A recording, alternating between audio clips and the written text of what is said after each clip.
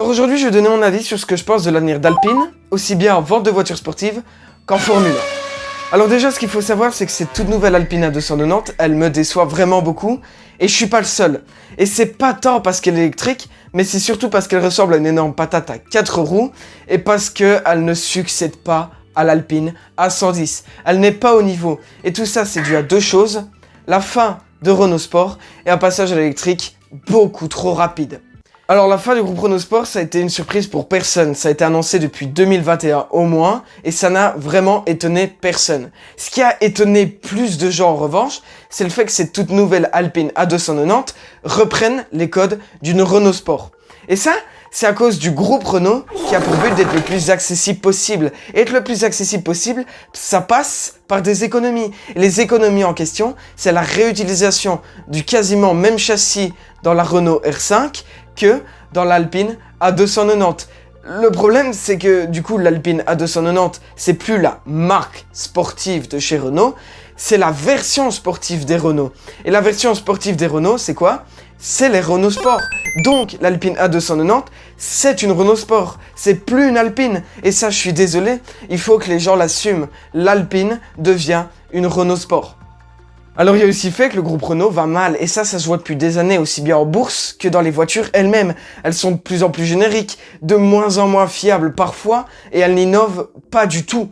Et ça c'est vraiment un problème, parce qu'avec le passage à l'électrique très rapide, il faut savoir innover. Si on veut créer un moteur performant et un moteur compact, il faut avoir une base, ou il faut avoir un budget, et Renault n'a pas encore de base, et Renault n'a pas de budget à mettre. C'est pour ça que le moteur est performant certes, mais très peu compact, parce que c'est le moins cher et le plus facile à faire. C'est d'ailleurs pour ça que c'est quasiment le même moteur dans l'Alpine A290 que dans la Renault 5 électrique. Alors là où ça va encore plus loin pour moi, c'est que Renault ne se sert d'Alpine que pour son image. Vendre une Renault Sport sous le badge Alpine, ça se vend beaucoup mieux que de vendre une Renault Sport sous le badge Renault. Et c'est vraiment un problème pour Alpine, parce que ça veut dire que l'image va être, entre guillemets, souillée par Renault. Au moment d'évoquer l'argument principal marketing de chez Alpine, la Formule 1. Alors une image de marque, c'est solide, ça tient dans le temps, mais c'est pas incassable non plus. Il faut quand même l'entretenir. Et ça, Renault l'a très bien compris. C'est pour ça qu'il investit de plus en plus en Formule 1. Et ça se voit. D'ailleurs, le nom d'Ocon et Gasly, les deux pilotes actuels de chez Alpine, devaient être sur les phares du concept car de l'A290, mais aussi avec l'embauchement de Flavio Briatore et encore plein d'autres choses. D'ailleurs, arrêtons-nous 2 secondes sur le cas de Flavio Briatore, ou Flavio Briatore pour les intimes. Alors Flavio Briatore, ce qu'il faut savoir sur lui, c'est qu'il pèse dans la balance. Je vais pas retracer toute son histoire ici, mais il faut savoir qu'il a du flair, beaucoup de flair. À l'époque, ça a été un des premiers à investir dans un tout nouveau matériau, la fibre de carbone. Le même matériau qui aujourd'hui est quasiment exclusivement utilisé dans les voitures sportives. C'est aussi ce mec-là qui a été le premier à croire en Alonso et en Michael Schumacher. C'est lui qui a propulsé leur carrière au début. Sauf que ce mec-là, il a un gros défaut. Il aime beaucoup trop l'argent. Et ça lui a valu beaucoup de problèmes. Comme par exemple plusieurs allers-retours en prison pour fraude fiscale, mais aussi en 2008, lorsqu'il dirigeait encore l'écurie Renault avant de la faire bannir de la Formule 1. Mais comment Flavio Briatore a fait pour faire bannir son écurie de la F1 pendant longtemps? Alors ce qu'il faut savoir, c'est qu'à l'époque chez Renault, il y avait 2 pilotes, Alonso et Nelson Piquet Jr. Et Flavio Briatore a une idée de génie, mais une idée diabolique pendant un Grand Prix. Il a demandé à Nelson Piquet Jr. de se cracher volontairement dans un mur pour permettre à Alonso, qui était en première place, de gagner un Grand Prix grâce à une safety car. Alors le secret est resté secret pendant des années. Sauf qu'au bout d'un moment, Nelson Piquet Jr. et Flavio Briatore se sont embrouillés, et Nelson Piquet Jr., qui venait d'être viré de chez Renault, a alors décidé de tout révéler à la presse, faisant couler la carrière de Flavio Briatore et de Renault. Sauf qu'il n'y avait pas que Renault qui avait été banni de la F1 suite à ça. Flavio Briatore avait été banni à vie de la Formule 1 suite à ça. Mais il a vraiment beaucoup payé pour pouvoir retourner dans la Formule 1 chez Alpine juste après. Mais chez Alpine, ils sont pas bêtes. Ils savent que si Flavio Briatore osait tricher, ce serait vraiment dangereux pour l'écurie qui pourrait se faire bannir à vie. Alors, ils ont donné un rôle pas très important en théorie à Flavio Briatore, mais qui peut quand même beaucoup aider Alpine grâce à l'expérience de Flavio Briatore.